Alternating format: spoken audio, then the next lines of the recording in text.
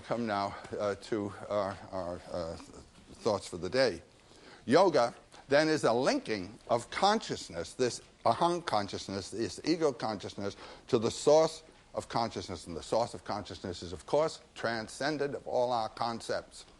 Just as all that truly, I don't even dare say is, because is a concept.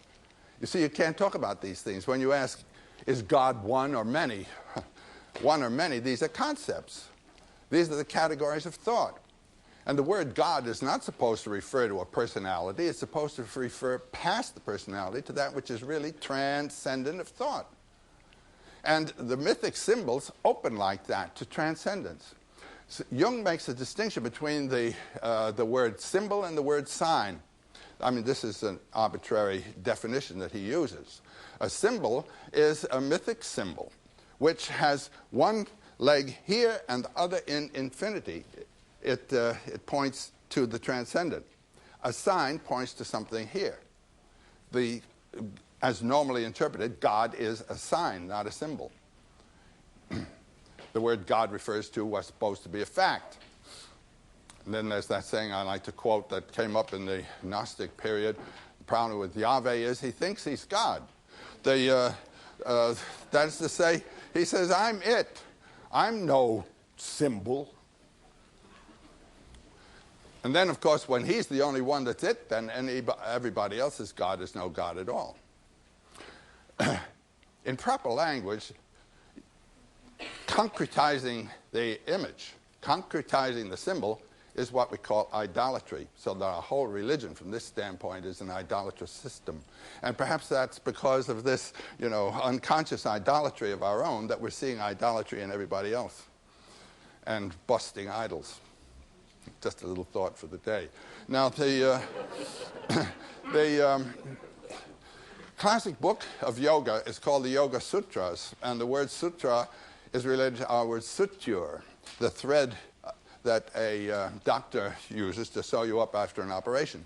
So Yoga Sutras means the thread of yoga. And there's a type of book, a type of document from India called sutras. There are lots of sutras. And what these are the sort of books students buy the night before the examination, which in very short, concise formulae summarize the work that you've been doing all year. And you can't really understand the book unless you already know the subject. Now, the second aphorism of the Yoga Sutras, which is attributed to a legendary sage named Patanjali, the second aphorism is the classic definition of yoga, and it is as follows. Yoga is the intentional stopping of the spontaneous activity of the mind stuff. Yoga is the intentional stopping of the spontaneous activity of the mind stuff. Now, the mind stuff. There are two aspects to the physiology of the mind. One is the nerves, the gray matter, and the other is the energy that lives in the nerves. And the energy is what communicates messages and all that. The gross matter is called, in Sanskrit, stula, gross matter, what we've got here. And the subtle matter, that is to say the energy inside, the activating principle, is called sukshma, or subtle matter. Now, this subtle matter within the brain takes the forms of what impacts the senses.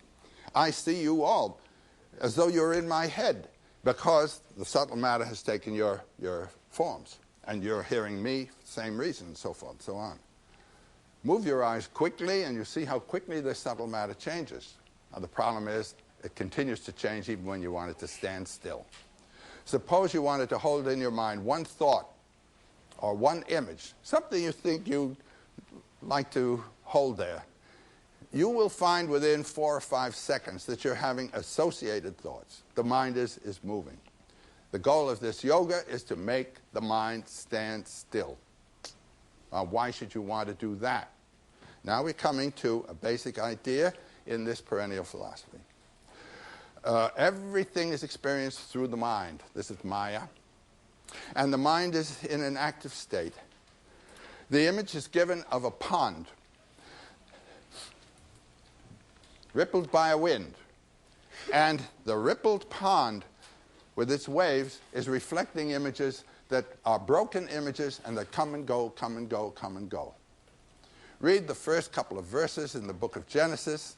The wind, the breath, the Spirit of God brooded or blew over the waters.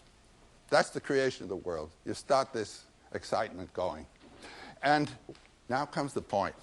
What we do is identify ourselves with one of those broken images, one of those broken reflections on the surface of the pond. And here I come, there I go. That links us to the temporal flow. Time and space, Maya. Make the pond stand still. One image. What was broken and reflected is now seen in its still perfection. And that's your true being. But that's everybody else's true being also. And this is the goal of yoga, to find that reality of consciousness, which is of you and of everybody else. Schopenhauer in his World as Will and Idea is full of this. That book is a symphony of rapture dealing with this matter. And he uses an image which I like to bring up in relation to this in his paper on the foundations of morality, where he asks, how is it that a human being can so participate in the danger and peril of another that, forgetting his own self-protection, he moves spontaneously to that person's rescue? How is it that what we take to be the first law of nature, preserving this separate entity, ego, is suddenly dissolved, and as though one were that other, one acts in the interests of the other, even at the loss of one's own life, spontaneously? There's a spontaneous act of saving that little child who's about to be hit.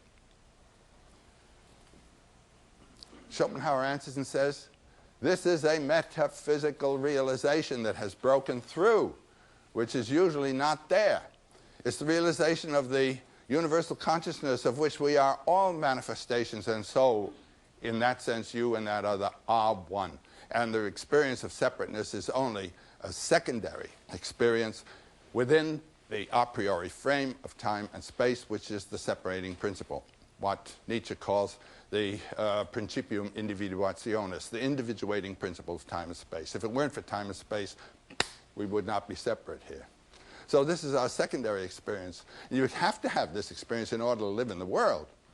But every now and then there's a breakthrough of the other realization. And so the function of yoga is to release us from the time-space commitment, introduce us to the transcendent. And then comes the problem of bringing us back so that we can operate in both knowledges.